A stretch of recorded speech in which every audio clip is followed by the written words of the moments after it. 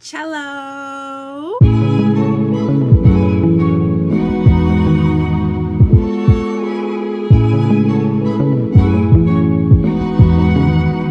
If you're new to this part of the YouTube streets, hi, I'm Shelby, otherwise known as Love Smiles Passion, and welcome to the chaos. Let me clean my glasses off.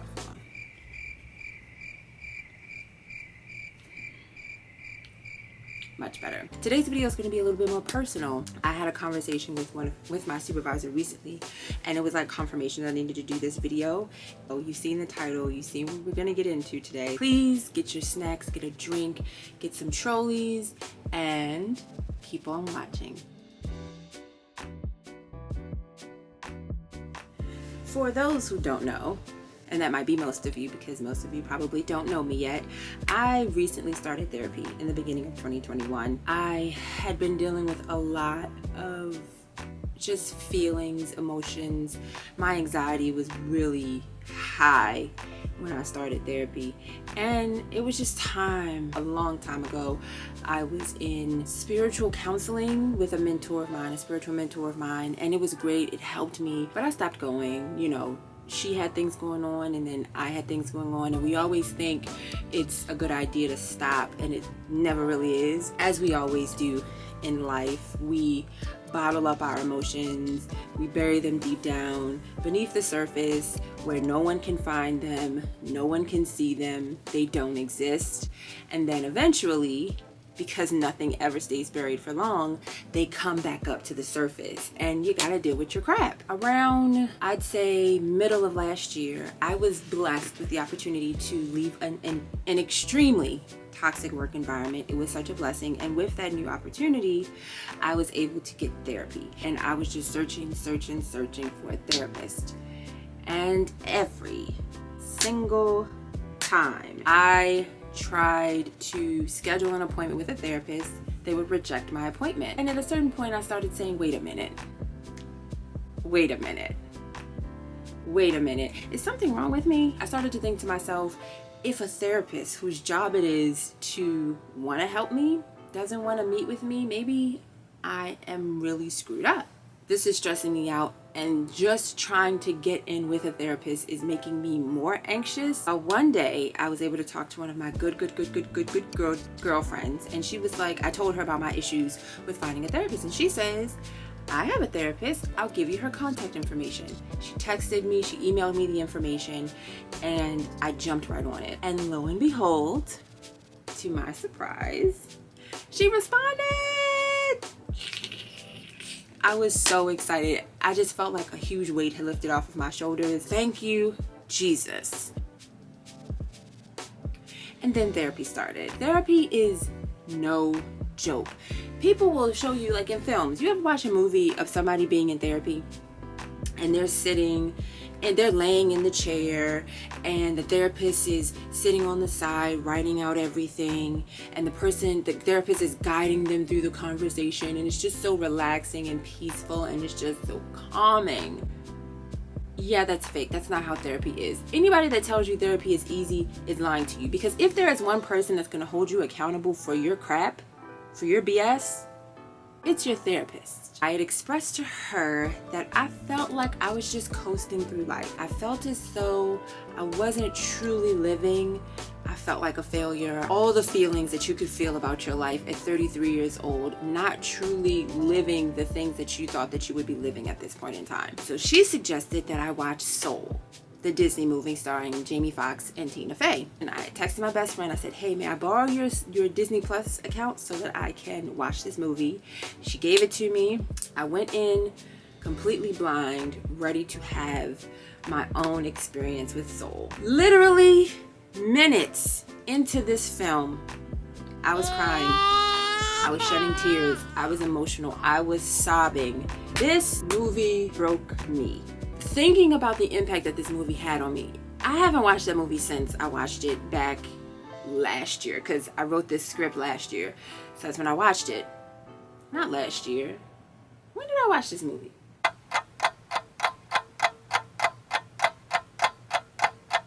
wrong. I didn't write this last year. I wrote this at the beginning of this year. It was literally one of the best films I've ever watched in my entire 33 years on this planet. I'm just going to give you a brief synopsis of what happens in the film.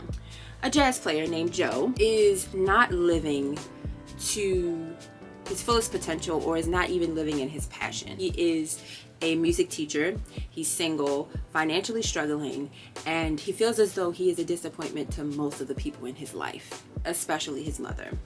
Well, one day, all of his dreams come true and he's given the opportunity of a lifetime to play with one of his favorite musicians. But, as fate would have it, he ends up dead, or as close to death as one may be, and he goes to the great beyond. Now, this isn't right for Joe. He doesn't belong here. He fights tooth and nail to get back to his body. And along that journey, he meets a soul named 22, who has yet to find their spark. Joe and 22 go on this journey together to get him back to his body, but along the way, Joe helps 22 find their spark, find what it is that they love about life. And this journey that you thought was for him ends up being for them. And it was just an amazing experience. If you haven't watched the film, please watch it. It will change your life. I sat in bed after watching that movie, and again, like I said, I just sobbed. I just cried because I felt like I was watching my life play out in animated form. For so many years, I felt like I wasn't living to my fullest potential. When I think back on some of the relationships and friendships that I've had, the people that I allowed to be in my life that were a complete and total waste of my time. And this is no shade to them. We're honest with ourselves, like truly honest with ourselves. We will say and we will admit that a lot of the relationships and a lot of the friends that we had in our lives did not deserve to be there. And if we had just listened to that voice, whether it be the Holy Spirit or whatever you speaks to you, telling you to go right when you went left, we would have saved ourselves a lot of pain and a lot of heartache. If you add on top of those interpersonal relationships, you add on to the fact that I worked in some of the most toxic work environments ever. I have a background in the legal field, in law. I wanted to be a lawyer.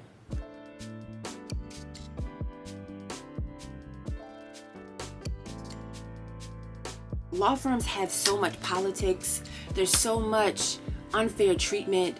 It's so much cattiness. And I've worked in offices where I just wasn't treated fairly, despite my work ethic, despite how amazing my job performance was. I just wasn't treated the way that I deserved to be treated.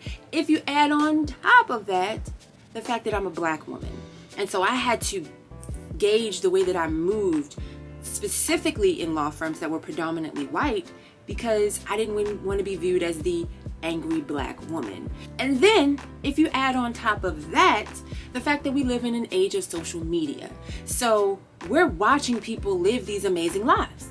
We're watching it happen in 4K. Whew. In my introduction video, I stated that people would ask me back in the day, they'd reach out to me and say, "Oh, Shelby, how you doing? It's been a while, how you doing?" My response to that used to always be, "I'm enjoying and or living life," or enjoying and or loving life. And it stopped. I felt like there was no joy coming out of me. I just felt so not like myself. One of my biggest things about this video today is just don't cry. Just don't cry, Shelby. Just don't cry. I just felt like for a long period of time I was just so depressive. And it's so interesting that I say that because the people in my life noticed it too. Like my parents would say, "You just don't look happy."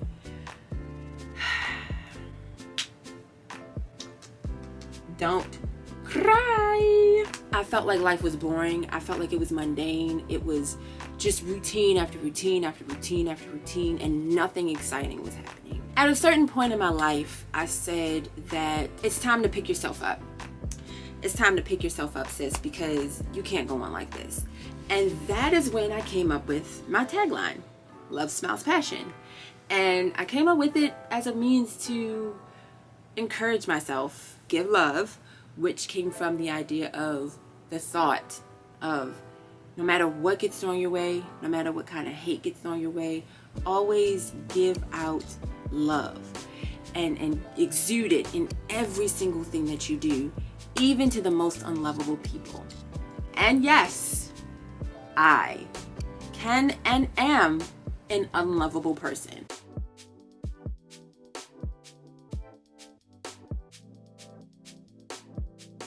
Don't forget to smile. Even if you have to force it, even if you have to force a smile, do it until it becomes real for you. People would always compliment me on how beautiful my smile was. And then at a certain point, I just felt like I lost it. I think it was the beginning of 2017.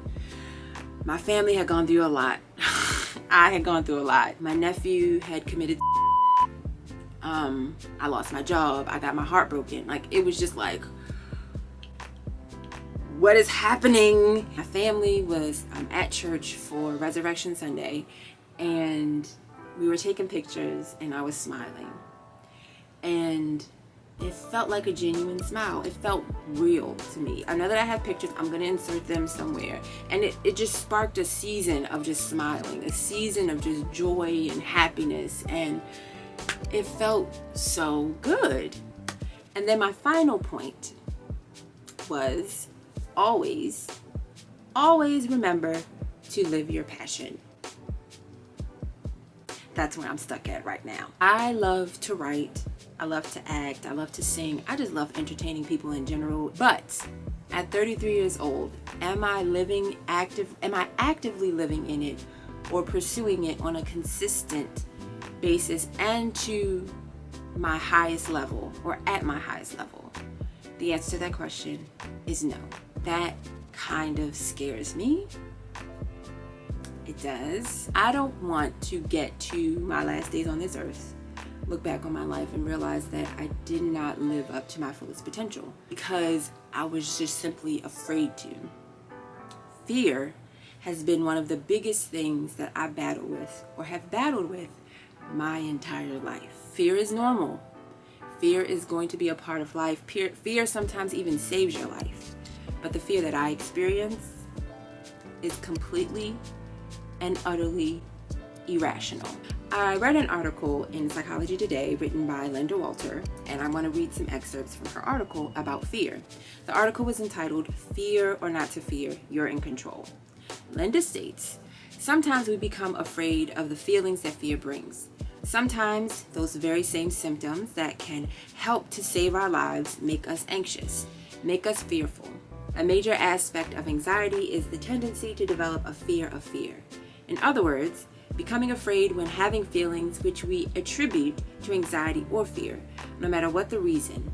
In this case, not only do we try to avoid the fearful situation that has started these feelings in the first place, but the feeling of fear becomes something we want to try to avoid." She calls this the basis of anxiety or panic attacks, otherwise known as the fear of fear. I let the fear of the unknown, the fear of what could be or what could have been, the fear of other people's opinions, the fear of not being liked or accepted, decide and control my life. Great example is my YouTube channel. I was supposed to start my YouTube channel months ago. I bought my camera months ago. I was afraid of the numbers, right? I was afraid that I wasn't going to get views, that I wasn't going to get engagement, that I wasn't going to be able to beat the YouTube algorithm. I was just afraid that I wasn't going to put out good content. All the YouTubers that I said that I love, those people I'm not going to even be able to reach their level of greatness. That's another thing that I do. Compare. I compare myself to people often. And you know what they say about comparison? That comparison is the thief of joy. And I have been stealing my own joy for years. And not just as an adult, but since a child. You ever seen that picture? I'm pretty sure you all have if you've been on social media. You ever seen that picture of the fox just sitting in the chair, looking disheveled as if his life is in shambles? I feel like that's how we all feel internally. I believe that God wants our desires to align with Him. Not just, I'm going to just live for myself, but how is my life going to please Him? With that being said though, I don't think that He wants us to hate our lives, To the contrary, I think that he wants us to enjoy our life. Look at what he's given us. He's given us a beautiful world to explore, despite the fact that we are doing everything within our power to destroy the world. That leads me to believe that life should be more than just waking up at 6 a.m., getting dressed to go to a job that you hate, in rush hour traffic with some of the worst drivers in the world, to get to that job with people that you dislike or that make your life a living HE double hockey sticks, just for you to get back in your car, drive through rush hour traffic with the same horrible drivers, just for you to get home, barely be able to get any dinner, and try to get in your 8 hours that you have to get, just for you to go to sleep and start all over again the next day and do the same S again tomorrow. Can I just put in a tangent right here? Like, who literally thought that it was a good idea that people should have 5 days on and then 2 days off? Because whoever thought that needed to be kneecapped, because that was the worst decision.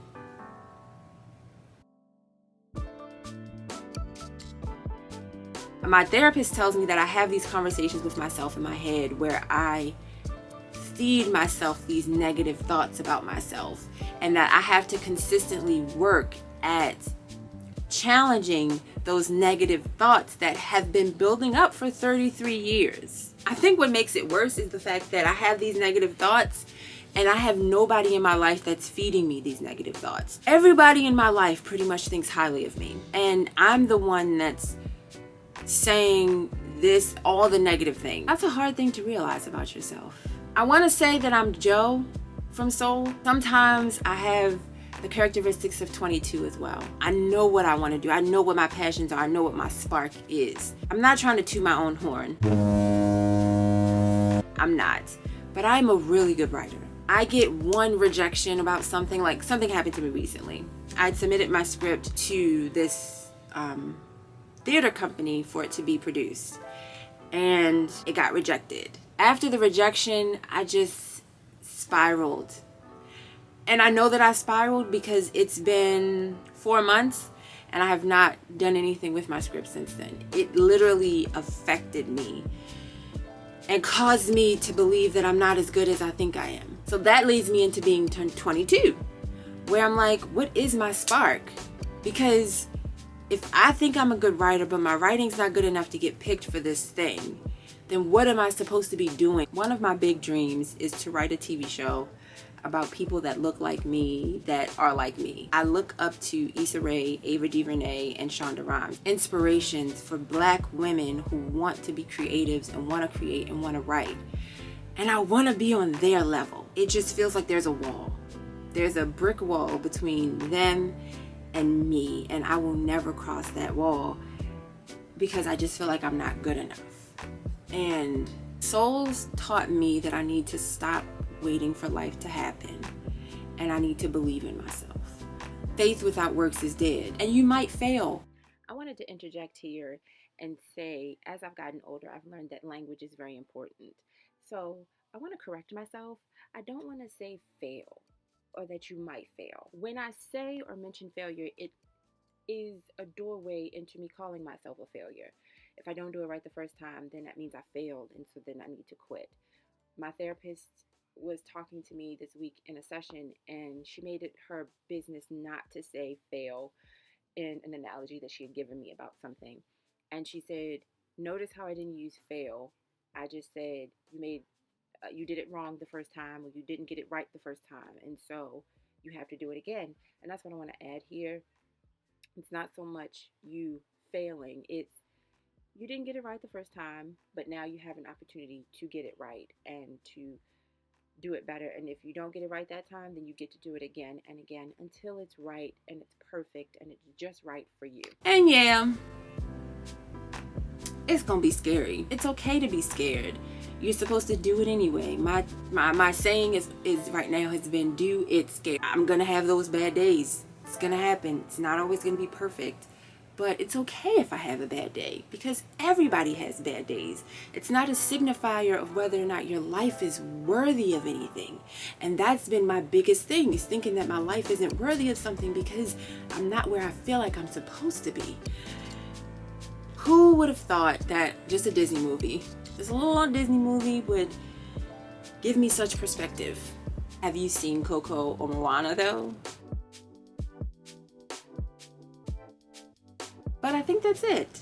I feel like I rambled enough. I think I talked enough about stuff. I hope I got my point across, explaining and symbolizing what soul meant to me and how soul affected me. I didn't cry, and that is a win today. But that's it. Comment down below how this video made you feel. What Disney movies do you find inspiring? What's your favorite Disney movie? Just let's have a dialogue. But that's it for me. As always, give love, don't forget to smile, and remember to always live your passion. I think you probably noticed my little penguin. My godmother gave this to me years ago. That's Malcolm. He might be with us in future videos as well. I'm gonna peace out because I need to get something to eat. I'm hungry, I'm sweating, my fan's not on, and my camera's about to die or overheat, one of the two. Smooches!